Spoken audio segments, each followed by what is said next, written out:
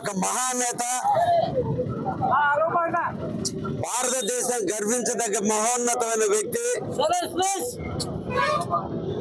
అన్నగాని వర్గాల ఆశా జ్యోతి,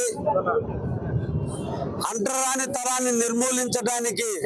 పుట్టిన భగవంతుడు, మహిళలు కూడా సమాజంలో సమాన హక్కు కావాలని పోరాడిన యోధుడు, అందరూ కూడా మహిళలు కూడా చదువుకోవాలి,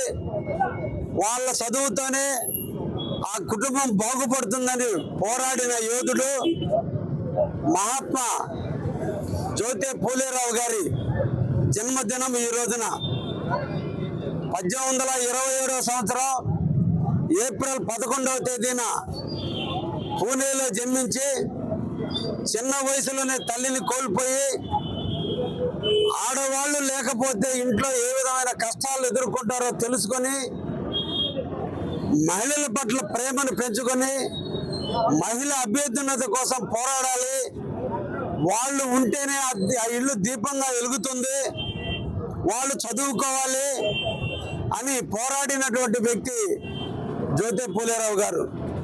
వారి ఆశయాల సాధనలో 63 సంవత్సరాల వయసులో చనిపోయినప్పటికీ కూడా నేటికి దాదాపు 135 సంవత్సరాలు పూర్తి చేసుకున్నా చనిపోయి ఈ రోజుకి కూడా వారి ఆశయాలను ప్రజలందరూ కూడా కొనసాగిస్తున్నారు. వారి స్ఫూర్తితోనే ఈరోజు భారతదేశంలో బడుగు బలహీన వర్గాలకి ఈరోజు పోరాటం చేశారు. వాటిని ద్వారా స్ఫూర్తిని తీసుకుని రాజ్యాంగంలో వారికి రిజర్వేషన్ అందించడం జరిగింది, మహిళలకి సమాన హక్కులు కల్పించడం జరిగింది, అందరికీ కూడా చదువుకోవాలనే హక్కులు ఏర్పడింది. వాటన్నిటికీ పితామహుడు జ్యోతి పూలేరావు గారు. అటువంటి వ్యక్తిని మనందరం సంస్కరించుకోవటం, వారిని గుర్తుపెట్టుకోవటం, వారి ఎడల మన ప్రేమను పెంచుకోవటం, వారిని స్మరించుకుంటూ ఈ రోజున వారి ఆశయ సాధన కోసం, అణగారిన వర్గాలకు ప్రజల్లో సమానంగా ఎదిగేందుకు, సామాజిక న్యాయం కోసం ఈరోజు పోరాడినటువంటి వ్యక్తిని మనందరం సంస్కరించుకోవాలని, ఈ సందర్భంగా అందరికీ కూడా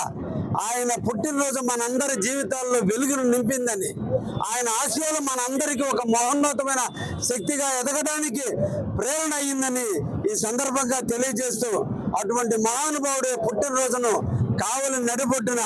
మనం ఆయన విగ్రహానికి మాలలేసి నివాళులు అర్పించుకోవడం చాలా ఆనందకరమైనటువంటి విషయంగా అభివర్ణిస్తూ మహాత్మా పూలేరావు గారి ఆశయాలను మనందరం కొనసాగిద్దామని తెలియజేస్తూ ముగిస్తున్నా.